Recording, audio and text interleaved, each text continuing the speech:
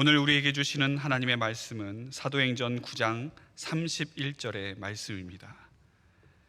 제가 가지고 있는 성경으로는 신약성경 203페이지 사도행전 9장 31절의 말씀입니다.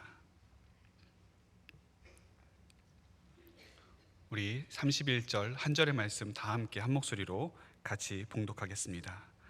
그리하여 온 유대와 갈릴리와 사마리아 교회가 평안하여 든든히 서가고 주를 경외함과 성령의 위로로 지나가여 수가 더 많아지니라. 아멘. 우리 믿는 자들의 마음을 뛰게 하는 단어 중에 교회라는 말을 빼놓을 수가 없을 것입니다. 이 교회를 표현하는 여러 가지 말들이 있지만 그 중에 가장 좋은 말은 우리 교회입니다. 이 우리가 들어가는 말하고 들어가지 않는 것하고는 아주 큰 차이를 보여주게 되지요. 그냥 예수소망교회, 여러분 어떻습니까? 좀 거리가 있고 딱딱하게 느껴지지 않습니까? 그런데 우리 예수소망교회, 뭔가 정감이 가고 좀 더 애틋한 마음이 들게 되어 있습니다. 이 교회라고 하는 표현이 또 다른 좋은 표현이 있습니다. 바로 모교회라고 하는 표현입니다. 우리가 처음 신앙생활을 하거나 아니면 어렸을 적부터 교회 학교 때부터 신앙생활을 쭉 해온 교회를 우리가 모교회라고 하죠. 이 어미모자가 아무데나 붙지는 않습니다.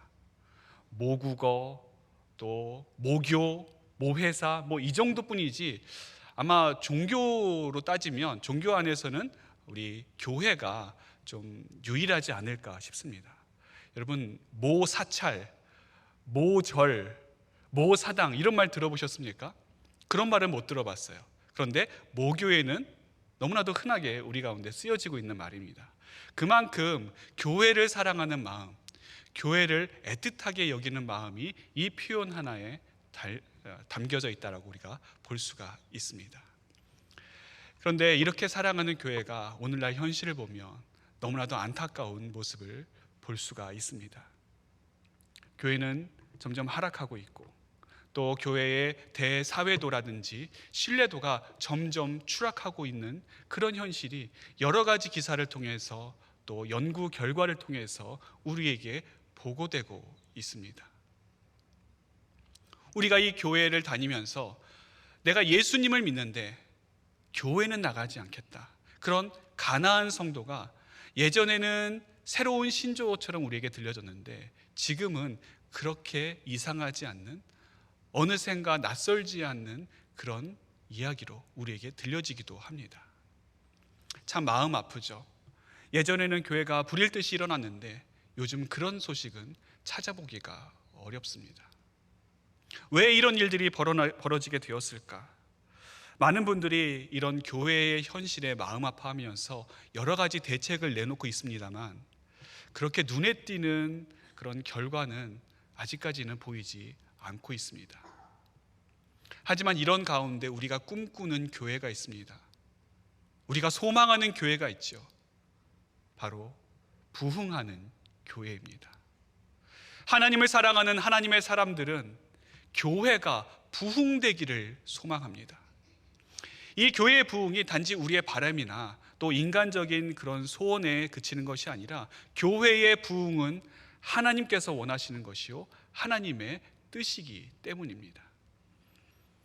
오늘날 교회의 현실을 보여주는 여러 가지 그래프들을 보면 거의가 하얀 곡선을 그리고 있고, 그리고 또 교회의 미래를 전망하는 전문가들의 예상은 참 암울하고 어둡기만 합니다.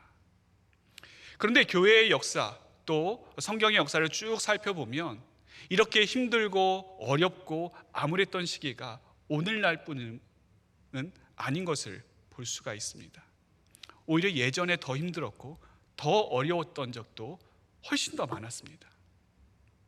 나라를 잃어버리고 또 성전이 무너진 채 바벨론으로 끌려갔던 이스라엘 백성들의 삶이 바로 그러했습니다. 언제 고국으로 다시 돌아가게 될지, 언제 하나님께서 우리나라를 다시 회복시켜 주실지 그들은 불안감에 쌓여 있었고 또 한 치 앞도 볼 수 없는 그런 두려움에 휩싸여 있었습니다. 그런 그들에게 하나님께서 에스겔 선지자를 통해서 놀라운 회복의 말씀을 전해주셨습니다. 에스겔서 37장에 보면 하나님께서 어느 날 하나님의 영이 에스겔을 마른 뼈들이 가득한 골짜기로 데려가십니다. 에스겔에 보니까 골짜기에 마른 뼈들이 가득했는데 극히 말랐더라, 이렇게 이야기하고 있습니다. 심히 말랐다. 도저히 생명의 기운은 하나도 찾아볼 수 없고 온전히 죽음이 가득히 덮인 죽음의 골짜기를 그는 보게 되었던 것입니다. 그때 하나님께서 이 에스겔에게 질문을 던지십니다. 인자야, 이 뼈들이 능히 살겠느냐? 인간적으로 보면 살 수 없습니다. 어떻게 살아날 수 있겠습니까? 누가 이 마른 뼈들을 살릴 수가 있겠습니까? 인간적으로 보면 안 되는데, 그런데 하나님께서 하신다면 또 모르는 일 아니겠습니까? 그래서 에스겔이 이렇게 대답합니다. 주 여호와여, 주께서 아시나이다. 그러자 하나님께서 에스겔에게 말씀하십니다. 너는 이 뼈들에 대하여 대언하라. 나 여호와가 말하노라. 너에게 생기를 두어 너희를 살아나게 할 것이다. 이 뼈들에 힘줄이 입히고 살이 덧입혀지고 그리고 가죽으로 덮여질 것이다. 그리고 생기를 너에게 불어넣어 줄 것인데 너희가 살아나게 될 것이다. 하나님의 말씀을 들은 에스겔은 그대로 선포합니다. 그랬더니 그 일이 그대로 이루어졌습니다. 마른 뼈들이 가득한 그곳이 힘줄이 덮이고 살이 오르고 가죽으로 덮인 그 큰 군대가 되었습니다. 그러나 아직 거기에 생기는 없었습니다. 그러자 하나님께서 다시 한번 에스겔에게 말씀하십니다. 인자야, 너는 대언하라. 생기에게 대언하라. 생기야, 사방으로부터 불어와서 이 죽음을 당한 자를 살게 하라. 이것이 여호와의 말씀이다. 에스겔이 그대로 선포합니다.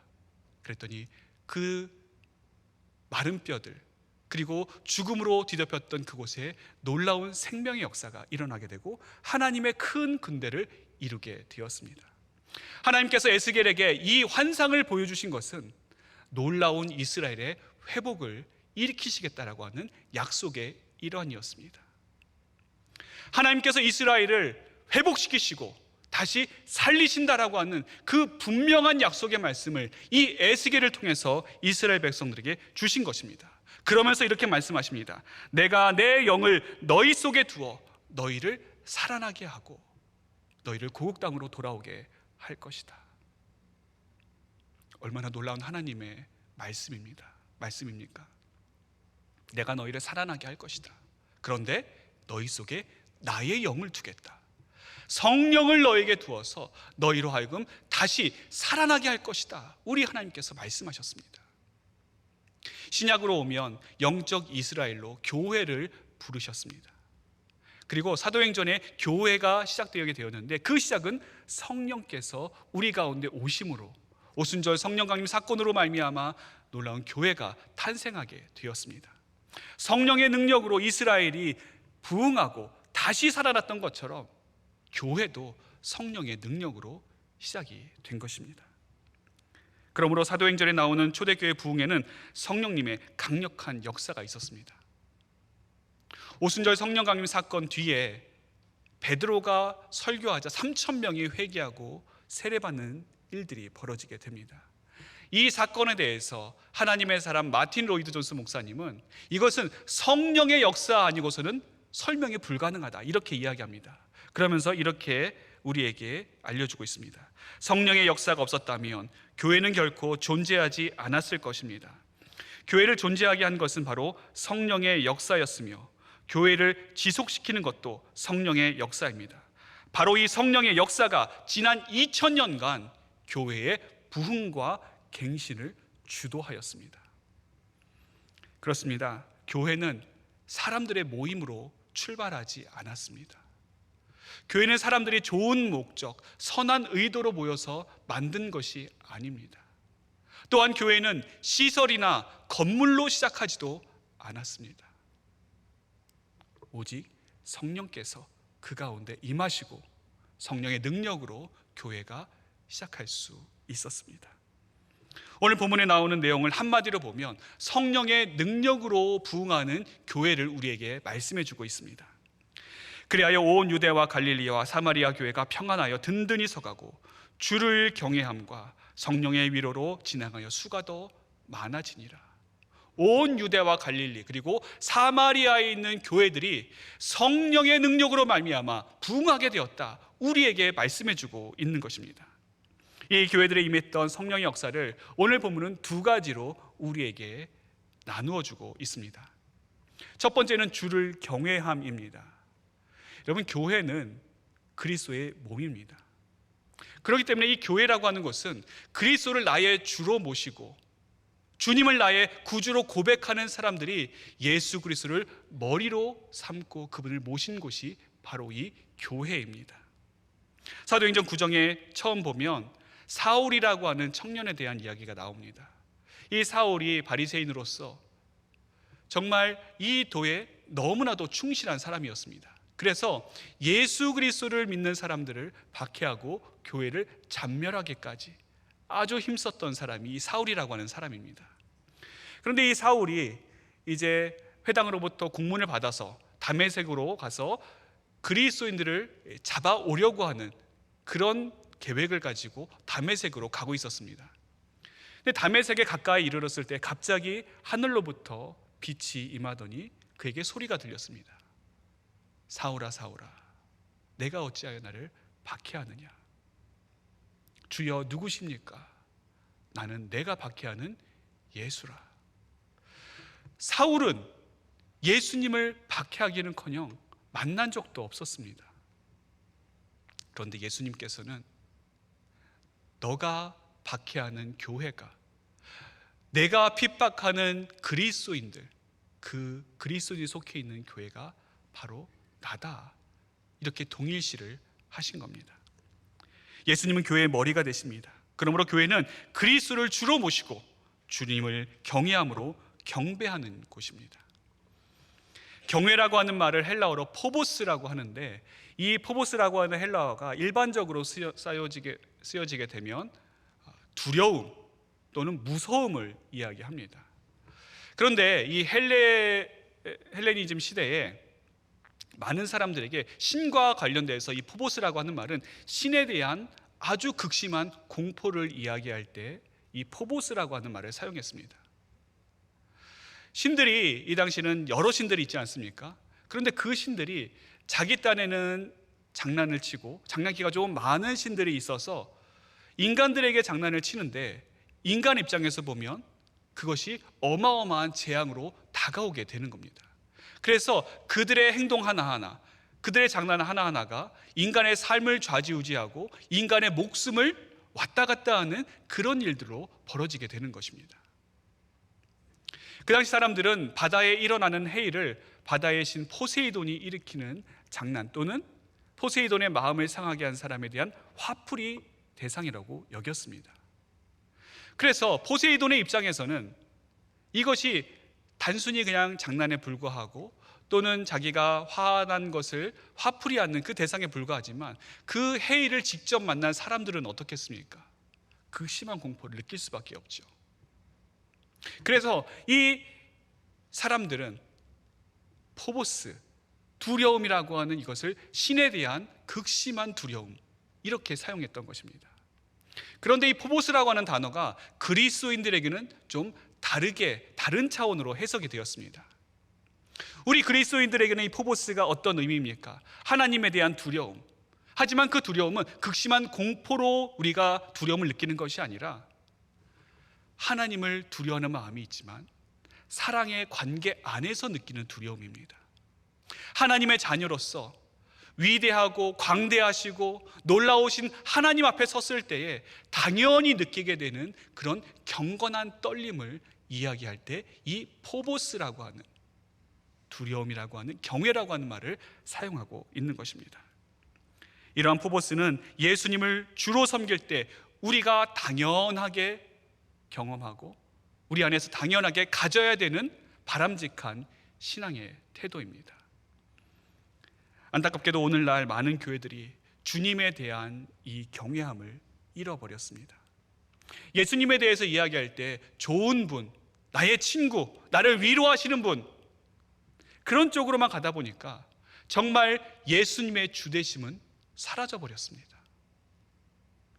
예수님을 믿으면 나에게 좋은 일이 생기고, 나에게 기쁨이 생기고, 행복이 생기고, 건강하게 되고, 부하게 되고, 명예롭게 된다.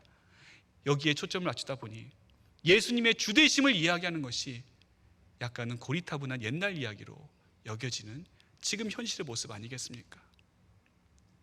예수님을 믿으면 기쁘고 흥분되고 즐거움이 있고 뭔가 좋은 느낌, 그것으로만 우리가 신앙생활을 하다 보니까 우리 안에 나타나는 현상들은 믿음의 약화, 신앙인들의 성숙하지 못한 그런 모습으로 지금 나타나게 되었습니다.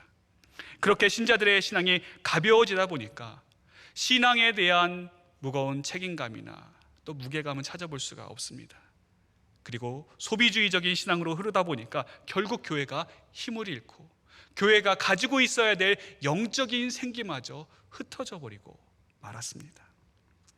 주를 경외한다라고 하는 것은 그분의 말씀에 전적으로 순종한다는 것입니다.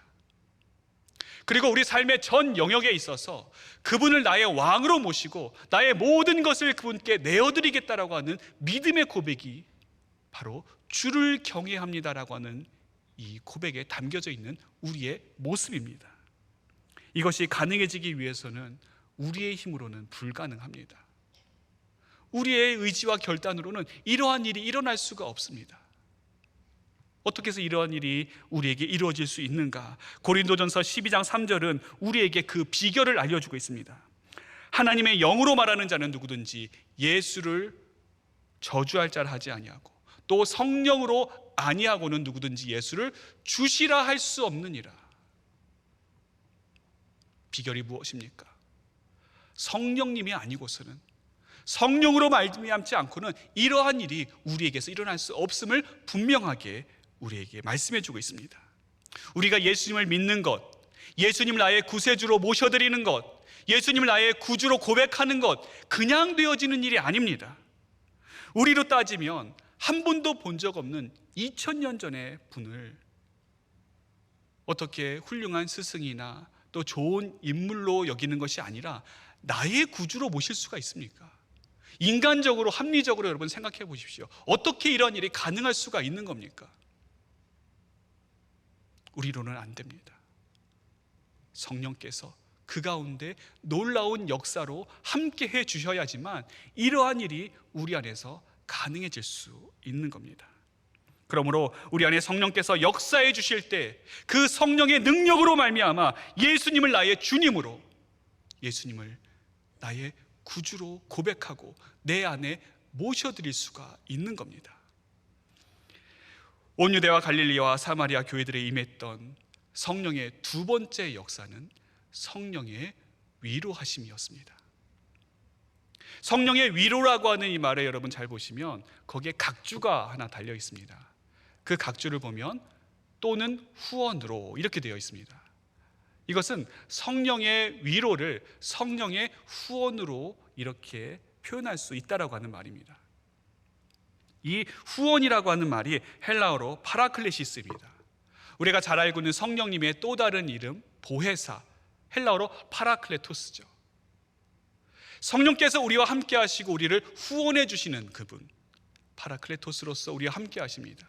그때의 파라클레토스이신 성령께서 우리를 파라클레시스 해주시는 것이죠.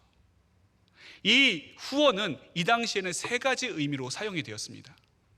첫 번째는 법적인 후원입니다. 내가 어떤 법정 다툼에 휘말렸을 때 누군가 나를 좀 지지해주고 변호해 줄 수 있는 아주 힘 있는 사람이 필요했습니다. 그때 누군가 나서서 내가 저 사람을 변호하겠습니다, 내가 저 사람의 무죄를 입증하겠습니다, 그때 도와줬던 그런 경우이죠. 두 번째는 그렇게 후원자가 되었던 사람은 그 당시 사회적으로나 정치적으로나 경제적으로 힘이 있고 어느 정도 덕망이 있고 지위가 있는 사람이었습니다. 이 사람이 보니까 자신이 후원해 주는 사람이 참 생계적으로 막막한 겁니다. 그럼 자신이 가지고 있는 것을 그에게 좀 나눠주고 그의 생계를 보호해 줄 수 있는 것이죠. 그래서 생계를 보호하는 것이 두 번째 후원의 종류였습니다. 마지막으로는 이렇게 후원자와 후원받는 사람의 관계가 지속되다 보면 끈끈해지고 서로 간에 신뢰가 쌓이게 됩니다. 후원받는 사람은 자신을 후원해 주는 사람에 대해서 보온을 해야 되고, 그리고 충성을 맹세해야 했습니다. 그런 관계가 계속 진행되다 보면 이제 신뢰 관계가 두터워져서 나중에 이 후원자가 자신이 후원하는 사람을 양자로 입양해서 자신의 상속자로 삼는 일이었습니다. 이 후원자에게 자식이 없거나 아들이 없어서 나의 가문과 가업을 이을 사람이 없었을 때 자신이 후원했던 사람을 자신의 양자로 입적하는 겁니다. 그리고 그를 상속자로 임명하게 되면 법적인 상속자로서 이 후원자의 모든 것을 다 이양받게 되는 것이 당시의 관례였습니다.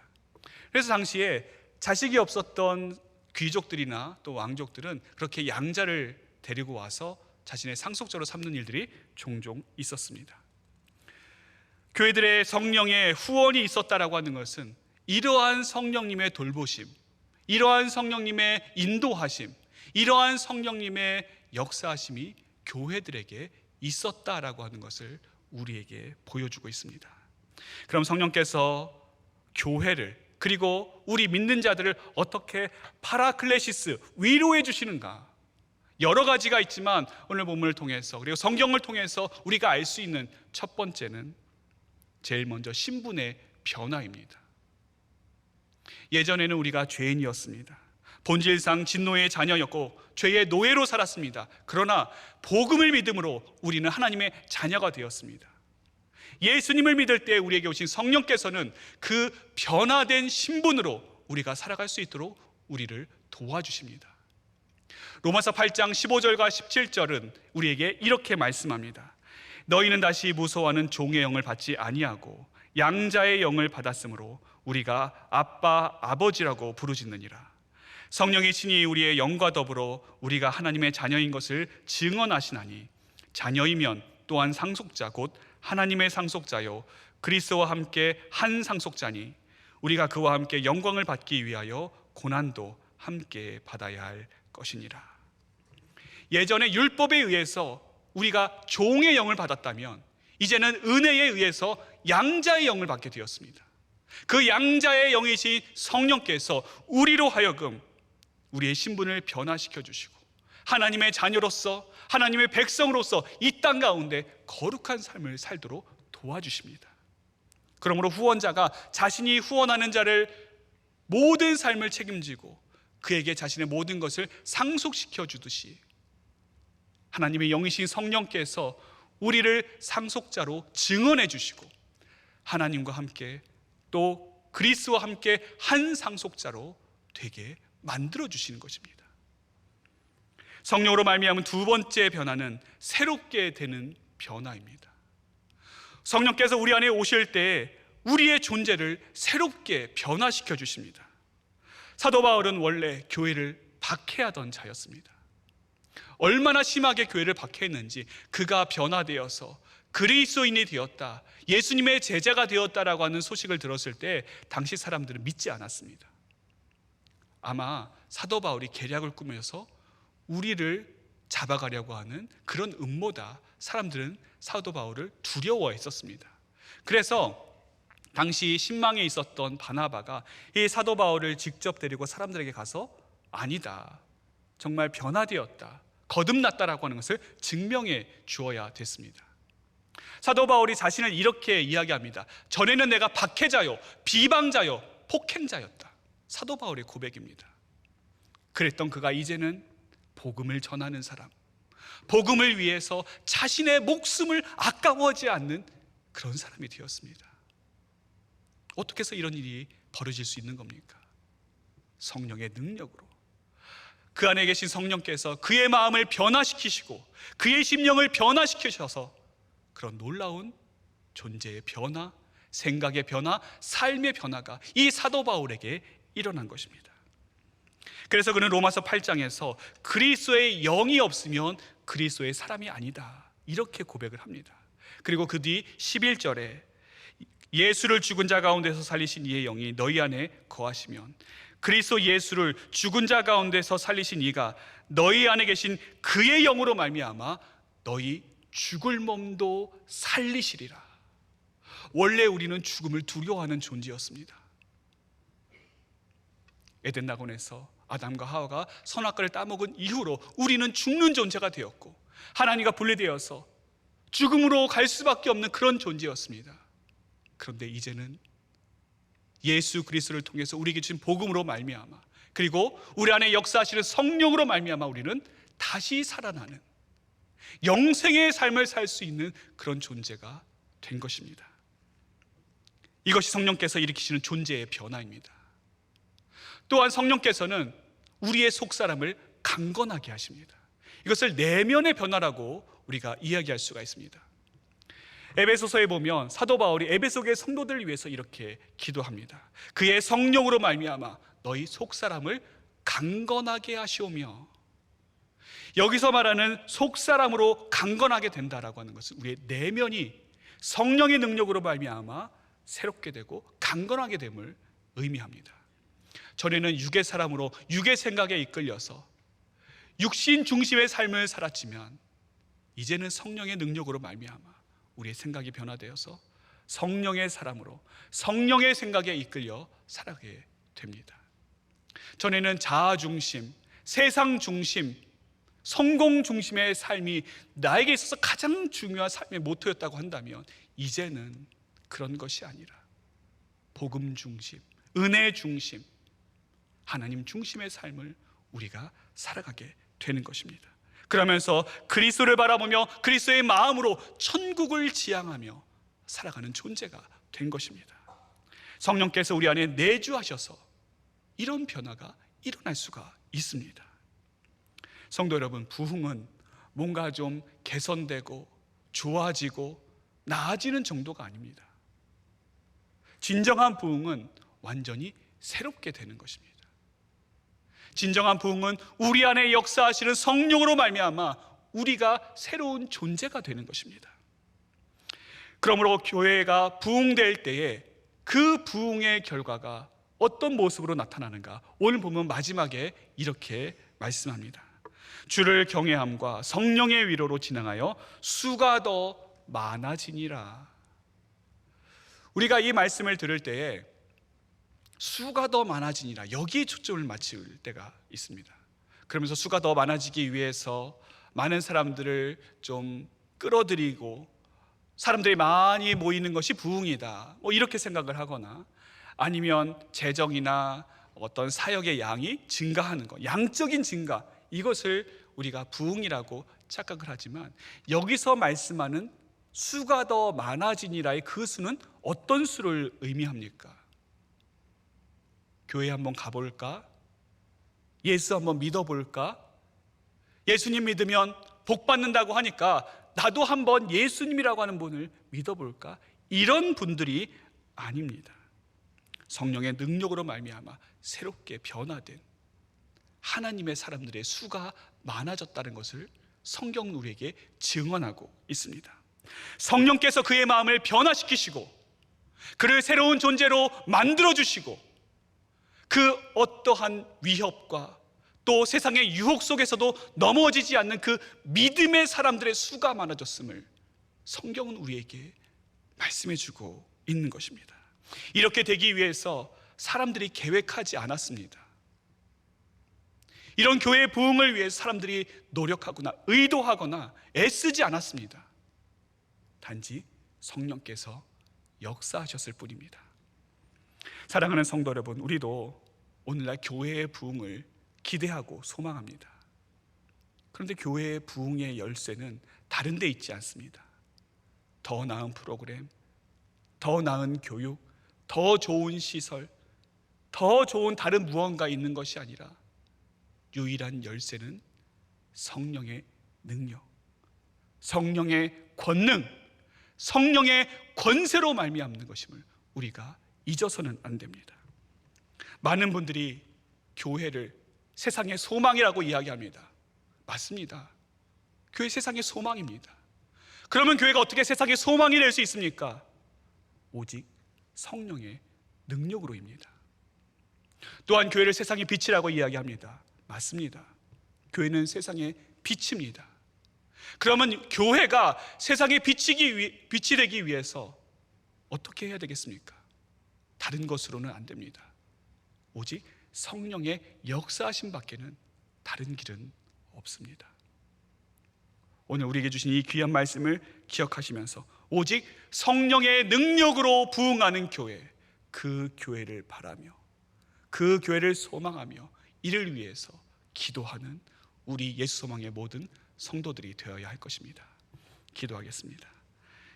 하늘에 계신 우리 아버지여, 이름이 거룩히 여김을 받으시오며 나라의 임하옵시며 뜻이 하늘에서 이룬 것 같이 땅에서도 이루어지이다. 오늘날 우리에게 일용할 양식을 주옵시고 우리가 우리에게 죄 지은 자를 사하여 준 것 같이 우리 죄를 사하여 주옵시고 우리를 시험에 들게 하지 마옵시고 다만 악에서 구하옵소서. 대개 나라와 권세와 영광이 아버지께 영원히 있사옵나이다. 아멘.